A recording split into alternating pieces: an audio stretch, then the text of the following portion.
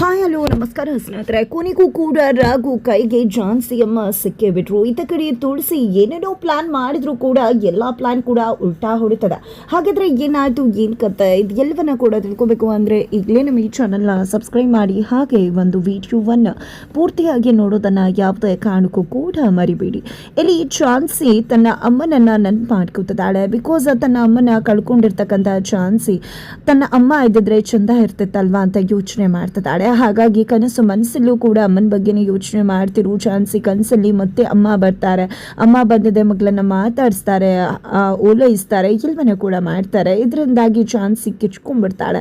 ತಕ್ಷಣ ತಾತ ಸಂಪತ್ ಕುಮಾರ್ ಅವರು ಎದ್ದು ಬರ್ತಾರೆ. ಏನಾಯ್ತು ಝಾನ್ಸಿ ಅಂದಾಗ, ಅದು ತಾತ ಕನಸು ತಾತ ಅಂತ ಹೇಳಿ ಝಾನ್ಸಿ ಹೇಳಿದಾಗ, ಏನಮ್ಮ ಕನ್ಸ್ಕೊಂಡ್ಯಾ ಮತ್ತೆ? ಅಯ್ಯೋ ನನಗೂ ನಿದ್ರೆ ಬರ್ತಿರ್ಲಿಲ್ಲ, ಹಾಗಾಗಿ ಪುಸ್ತಕ ಓದ್ತಾ ಇದ್ದೆ, ನೀನು ಕಿರ್ಚ್ಕೊಂಡೆ ಅಲ್ವಾ, ಹಾಗಾಗಿ ಇಲ್ಲಿಗೆ ಬಂದೆ ಅಂತ ಹೇಳಿ, ಏನಮ್ಮ ಕನ್ಸ್ಕೊಂಡೆ? ಅದೇ ರೀತಿಯಾಗಿ ಒಂದು ಹುಡುಗ ಬಂದು ನಿನಗೆ ಅರ್ಶಿನ ಶಾಸ್ತ್ರ ಆಗೋದು, ಅವನ ಜೊತೆ ಮದುವೆ ಆಗೋದು, ಅದನ್ನೇ ಮತ್ತೆ ಕನ್ಸಲ್ಕೊಂಡ್ಯಾ, ಯಾರು ಅಂತ ಗೊತ್ತಾಯ್ತಾ ಅಂತ ಕೇಳ್ತಿದ್ದಾರೆ. ಅಷ್ಟರಲ್ಲಿ ತುಳಸಿ ಕೂಡ ಬಂದು ಇದು ಎಲ್ಲವನ್ನೂ ಕೂಡ ಕೇಳಿಸ್ಕೊತಿದ್ದಾರೆ.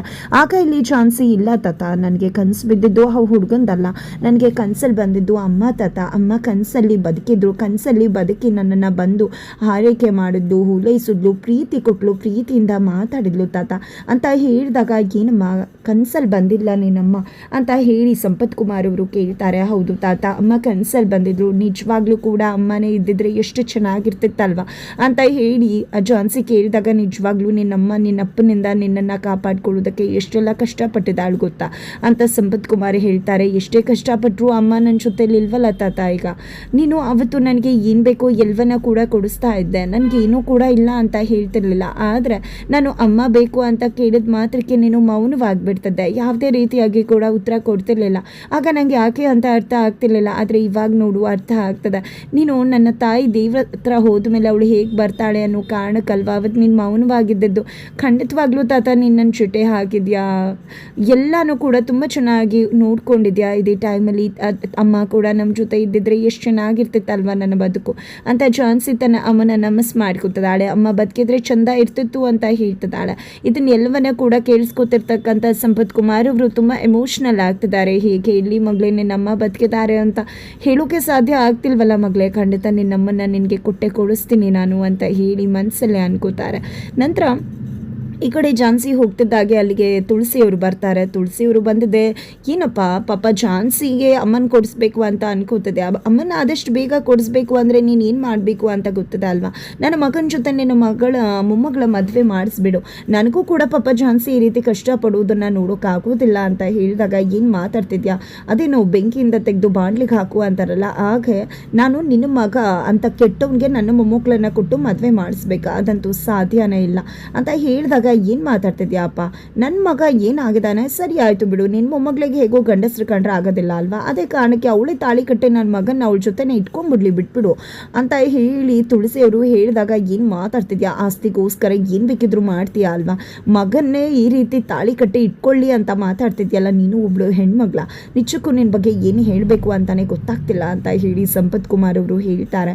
ಏನು ಹೇಳಬೇಕು ಅಂದರೆ, ನಾನು ಝಾನ್ಸಿ ಒಳ್ಳೇದಕ್ಕೋಸ್ಕರನೇ ಅಲ್ವಾ ಇಷ್ಟೆಲ್ಲ ಹೇಳ್ತಿರೋದು ಅಂತ ಹೇಳಿ ತುಳಸಿಯವರು ಹೇಳಿದಾಗ, ಏನು ಹೇಳ್ತಿದ್ಯಾ, ಝಾನ್ಸಿ ಒಳ್ಳೇದಕ್ಕೋಸ್ಕರ ಇಷ್ಟೆಲ್ಲ ಮಾತಾಡ್ತಿದ್ಯಾ, ರಾಘು ಅವಳಿಗೆ ಸರಿಯಾದ ಜೋಡಿ ಅಂತ ಹೇಳ್ತಾರೆ. ಯಾವ ರಾಘು ಹೆಸರನ್ನ ಎತ್ತಬೇಡ ನನ್ನ ಮುಂದೆ, ನೀನು ಸುಮ್ಮನೆ ಅವನ ಕಾರಣ ಈ ರೀತಿ ಎಲ್ಲ ಮಾಡಿದ್ರೆ ನಿನ್ನ ಪ್ರಪಂಚಕ್ಕೆ ಸತ್ತು ಹೋಗಿರೋ ನಿನ್ನ ಸೊಸೆ ಮತ್ತೆ ಜೀವಂತವಾಗಿ ಸಾಯ್ಬೇಕಾಗತ್ತೆ, ಯಾವುದೇ ಕಾರಣಕ್ಕೂ ಕೂಡ ಅವಳು ಬದುಕುಳಿಯೋದಿಲ್ಲ. ಇಷ್ಟು ದಿನ ಅವಳನ್ನು ಆ ರೀತಿ ಬಚ್ಚಿಟ್ಟು ಕಾಪಾಡ್ಕೊಂಡಿರೋ ನನಗೆ ಅವಳ ಕತೆ ಮುಗಿಸೋದೇನು ದೊಡ್ಡ ವಿಷಯ ಅಲ್ಲ ಅನ್ನೋದನ್ನು ಮರಿಬೇಡ. ಈಗ ಆಲ್ರೆಡಿ ಅವಳಿಗೆ ಕಾಟ ಕೊಡೋದಕ್ಕೆ ಶುರು ಮಾಡ್ಕೊಂಡಿದ್ದೀನಿ, ನಿನಗೆ ಒಂದು 10 ದಿನ ಟೈಮ್ ಕೊಡ್ತೀನಿ ನೋಡು, 10 ದಿನದಲ್ಲಿ ನನ್ನ ಮಗನ ಜೊತೆ ನಿನ್ನ ಮೊಮ್ಮಗಳ ಮದುವೆ ಮಾಡಿಸ್ಬೇಕು. ನೀನೇನಾದರೂ 10 ದಿನದ ಟಾರ್ಗೆಟಲ್ಲಿ ಮದುವೆ ಮಾಡಿಸ್ದೇ ಇದ್ರೆ ಖಂಡಿತವಾಗ್ಲೂ 11ನೇ ದಿನ ಖಂಡಿತ ನಿನ್ನ ಸೊಸೆ ಜೀವಂತವಾಗಿ ಉಳಿಯೋದಿಲ್ಲ.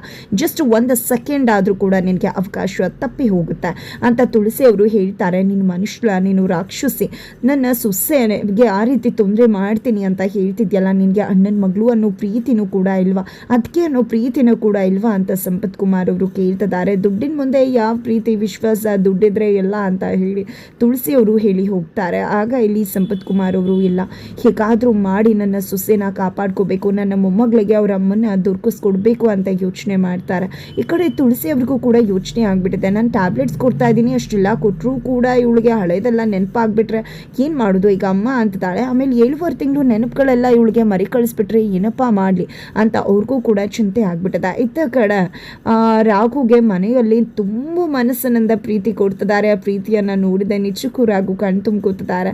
ಜೊತೆಗೆ ನಿಮ್ಮ ಪ್ರೀತಿ ಮುಂದೆ ನನಗೆ ನೀನು ಕೂಡ ಬೇಕಾಗಿಲ್ಲ, ನಿಮ್ಮ ಪ್ರೀತಿ ಜೊತೆಗಿದ್ರೆ ನನಗಷ್ಟೇ ಸಾಕು, ನನ್ನ ಝಾನ್ಸಿ ಮೇಡಮ್ನ ನಾನು ಪಡ್ಕೋತೀನಿ ಅಂತ ಹೇಳ್ತಾರೆ.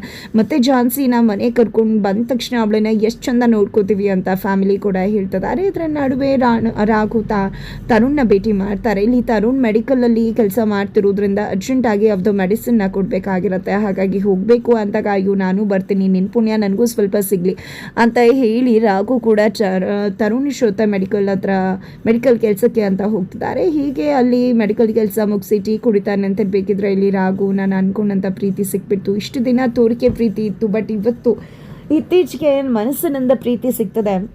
ನಮ್ಮ ಮನೆಯವರೆಲ್ಲ ಎಷ್ಟು ನನ್ನ ಇಷ್ಟಪಟ್ಟು ಪ್ರೀತಿಸ್ತಾರೆ ಗೊತ್ತಾ, ನನಗೆ ಒಂಚೂರು ಹೆಚ್ಚು ಕಡಿಮೆ ಆದರೆ ಗಾಬರಿ ಆಗಿಬಿಡ್ತಾರೆ ಅಂದಾಗ ಕೊನೆಗೂ ನೀನು ಅಂದ್ಕೊಂಡಾಗೆ ಆಯ್ತಲ್ಲ, ಒಳ್ಳೆಯವ್ರಿಗೆ ಯಾವತ್ತಿದ್ರೂ ಒಳ್ಳೆಯದೇ ಆಗತ್ತೆ ಅಂತ ತರುಣ್ ಕೂಡ ಹೇಳ್ತಾರೆ. ನನಗೆ ಝಾನ್ಸಿ ಮೇಡಮ್ಗೆಲ್ಲ ನೆನಪಾಗಿ ಸಿಕ್ಕಿ ನನ್ನ ಮನೆ ಕರ್ಕೊಂಡು ಹೋದ್ರೆ ಝಾನ್ಸಿ ಮೇಡಮ್ ಕಳ್ಕೊಂಡಿದ್ದಾರಲ್ವ ಅವ್ರ ತಾಯಿ ಪ್ರೀತಿ, ಅದನ್ನು ನಮ್ಮ ಮನೆಯವರೇ ಕೊಟ್ಬಿಡ್ತಾರೆ, ಅವ್ರು ನಮ್ಮ ಮನೇಲಿ ತುಂಬ ಚೆಂದ ಇರ್ತಾರೆ ಅಂತ ರಾಘು ಹೇಳಬೇಕಿದ್ರೆ ತರುಣ್ ಖಂಡಿತ ಅದು ಕೂಡ ಹಾಗೆ ಆಗತ್ತೆ ಅಂತ ಹೇಳ್ತಿರ್ತಾರೆ. ಅಷ್ಟರಲ್ಲಿ ಅಲ್ಲೇ ದೂರದಲ್ಲಿರ್ತಕ್ಕಂಥ ಒಂದು ಮನೆಯಿಂದ ಅಮ್ಮ ಅನ್ನೋ ಒಂದು ಸೌಂಡ್ ಬರುತ್ತೆ, ಕಾಪಾಡಿ ಅಂತ ಕಿಚ್ಕೋತಿದ್ದಾರೆ. ಅದು ಬೇರೆ ಯಾರೂ ಅಲ್ಲ, ಝಾನ್ಸಿ ಅಮ್ಮ. ಝಾನ್ಸಿ ಅಮ್ಮಂಗೆ ಇಲ್ಲಿ ಚಿತ್ರಹಿಂಸೆ ಕೊಡ್ತಿದ್ದಾರೆ ತುಳಸಿ ಕಡೆಯವರು. ಅದನ್ನ ಎಲ್ಲವನ್ನ ಕೂಡ ರೆಕಾರ್ಡ್ ಮಾಡ್ಕೋತಿದ್ದಾರೆ. ಬಿಕಾಸ್ ಅದನ್ನು ತುಳಸಿ ಅವರೇ ರೆಕಾರ್ಡ್ ಮಾಡಲಿಕ್ಕೆ ಹೇಳಿರೋದು ತನ್ನ ಅಪ್ಪನಿಗೆ ತೋರಿಸ್ಬೇಕು ಅಂತ. ಇಲ್ಲಿ ನನಗೆ ಹಿಂಸೆ ಮಾಡಬೇಡಿ ಅಂತಿದ್ರು ಕೂಡ ಅವರು ತಡೀತಾ ಇಲ್ಲ, ಹಿಂಸೆ ಮಾಡ್ತಾನೆ ಇದ್ದಾರೆ. ಅಲ್ಲಿ ಕಿಚ್ಕೋತದ್ದಾಗೆ ಬಾಯಿ ಮುಚ್ಕೊಂಡ್ಬಿಡ್ತಾರೆ. ಅಷ್ಟರಲ್ಲಿ ಇಲ್ಲಿ ರಾಘು ಮತ್ತು ತರುಣ್ ಅಲ್ಲಿ ಬರ್ತಾರೆ. ಡೋರ್ ಓಪನ್ ಮಾಡಿ, ಯಾರು ಕಿಚ್ಕೋತಿರೋದು, ಈಗೇನಾದರೂ ನೀವು ಡೋರ್ ಓಪನ್ ಮಾಡದೇ ಇದ್ರೆ ಒಡೆದು ಒಳಗಡೆ ನುಗ್ಗಬೇಕಾಗತ್ತೆ ಅಂತ ಹೇಳ್ತಾರೆ. ಒಳಗಿರ್ತಕ್ಕಂಥ ತುಳಸಿ ಕಡೆಯವ್ರಿಗೆ ಗಾಬರಿ ಆಗುತ್ತೆ. ಫ್ಯಾಕ್ಟ್ರಿ ಸೌಂಡ್ ಇತ್ತು, ಇಷ್ಟು ದಿನ ಕೇಳ್ತಾ ಇರಲಿಲ್ಲ, ಇವತ್ತು ರನ್ ಆಗ್ತಿಲ್ಲ ಅಲ್ವಾ, ಹಾಗಾಗಿ ಅಲ್ಲೂ ಕೂಡ ಜನಗಳಷ್ಟಾಗಿ ಇಲ್ಲ, ಕೇಳಿಸ್ಬಿಟ್ಟಿದೆ.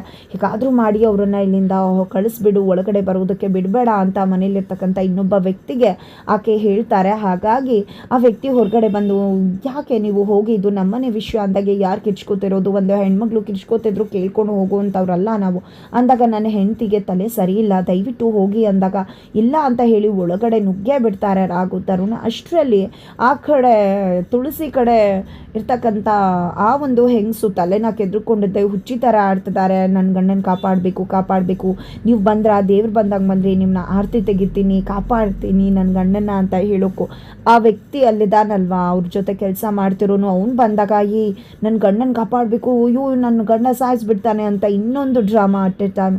ಇದನ್ನೆಲ್ಲ ನೋಡಿ ರಾಘು ಮತ್ತು ತರುಣ್ಗೆ ಅನಿಸುತ್ತೆ ಖಂಡಿತ ಅವ್ರಿಗೆ ಹುಚ್ಚಿಡ್ತಿದೆ, ಪಾಪ ತಲೆ ಕೆಟ್ಟಿದೆ, ಹಾಗಾಗಿ ಈ ರೀತಿ ನಡ್ಕೋತಿದ್ದಾರೆ ಅಂತ. ಆದರೆ ನಿಜಕ್ಕೂ ಅಲ್ಲಿ ಝಾನ್ಸಿ ಅಮ್ಮನ ಅಡುಗೆ ಮನೆಯಲ್ಲಿ ಕೂಡ ಹಾಕಿದ್ದಾರೆ, ಬಾಯಿನ ಕ್ಲೋಸ್ ಮಾಡಿದ್ದಾರೆ, ಬಿಕಾಸ್ ಅವ್ರಿಗೆ ಮಾತಾಡೋಕ್ಕಾಗ್ತಿಲ್ಲ. ನಂತರ ಸಾರಿ ಅಂತ ಹೇಳಿ ಈಗ ರಾಘು ಮತ್ತು ತರುಣ್ ಅಲ್ಲಿಂದ ಹೊರಟು ಮನೆ ಕಡೆ ಬರ್ತಿದ್ದಾರೆ. ಬೆಳಿಗ್ಗೆ ಆಗತ್ತೆ. ಈ ಕಡೆ ರಾಘು ಕಾರಲ್ಲಿ ಝಾನ್ಸಿನ ಕರ್ಕೊಂಡು ಹೋಗ್ತದೆ, ಆ ಕಡೆ ತುಳಸಿ ಕಾರಿನ ಡಿಕ್ಕಿಯಲ್ಲಿ ಸಂಪತ್ ಕುಮಾರ್ ಕುಳಿತುಕೊಂಡಿದ್ದಾರೆ. ಹೇಗಾದರೂ ಮಾಡಿ ಇವತ್ತು ನಾನು ಸೊಸೆ ಕಂಡುಹಿಡಿಲೇಬೇಕು ಅಂತ. ಜೊತೆಗೆ ಲೈವ್ ಲೊಕೇಶನ್ನ ಕೂಡ ರಾಘುಗೆ ಶೇರ್ ಮಾಡಿಬಿಟ್ಟಿದ್ದಾರೆ ಸಂಪತ್ ಕುಮಾರ್ ಅವರು. ಹಾಗಾಗಿ ತಾತ ಯಾಕೆ ಲೈವ್ ಲೊಕೇಶನ್ ಶೇರ್ ಮಾಡಿದ್ದಾರೆ, ಅಲ್ಲಿಗೆ ಹೋಗಬೇಕು ಅನಿಸುತ್ತೆ ಅಂತ ರಾಘು ಹೋಗ್ತಾ ಇದ್ರೆ ಈ ಕಡೆ ತುಳಸಿಯನ್ನು ಲಾಕ್ ಮಾಡೋಕ್ಕೆ ಸಂಪತ್ ಕುಮಾರ್ ಸಿದ್ಧವಾಗಿದ್ದಾರೆ. ಹಾಗಾದರೆ ಏನಾಗುತ್ತೆ ಮುಂದೆ ತಿಳ್ಕೋಬೇಕು ಅಂದರೆ ಈಗಲೇ ನಮ್ಮ ಈ ಚಾನಲ್ನ ಸಬ್ಸ್ಕ್ರೈಬ್ ಮಾಡಿ ಮುಂದಿನ ವೀಡಿಯೋಗೋಸ್ಕರ ವೆಯ್ಟ್ ಮಾಡೋದನ್ನು ಯಾವುದೇ ಕಾರಣಕ್ಕೂ ಕೂಡ ಮರಿಬೇಡಿ. ಜೊತೆಗೆ ಇಲ್ಲಿ ಕೊನೆಗೂ ಆ ಡಿಕ್ಕಿಯನ್ನು ಇನ್ನೇನು ತುಳಸಿ ತೆಗಿಯೋಕೆ ಮುಂದಾಗ್ತಿದ್ದಾರೆ. ತೆಗೆದ್ರೆ ಖಂಡಿತವಾಗ್ಲೂ ಸಂಪತ್ ಕುಮಾರ್ ಅವರು ರೆಡ್ ಹ್ಯಾಂಡ್ ಆಗಿ ಸಿಕ್ಕಿ ಬಿಡ್ತಾರೆ. ಈ ಕಡೆ ಸೊಸೆ ಮತ್ತು ಮಾವ ಇಬ್ಬರು ಕೂಡ ಅಟ್ ಎ ಟೈಮ್ ತುಳಸಿ ಕೈಲಿ ಲಾಕ್ ಆಗೋ ಚಾನ್ಸಸ್ ಇದೆ. ಹಾಗಿದ್ರೆ ಸಂಪತ್ ಕುಮಾರ್ ಮತ್ತು ಅವರ ಸೊಸೆ ಅಂದರೆ ಝಾನ್ಸಿ ಅಮ್ಮ ಇಬ್ಬರನ್ನ ಕೂಡ ರಾಘು ಕಾಪಾಡಬೇಕಾಗಿದೆ.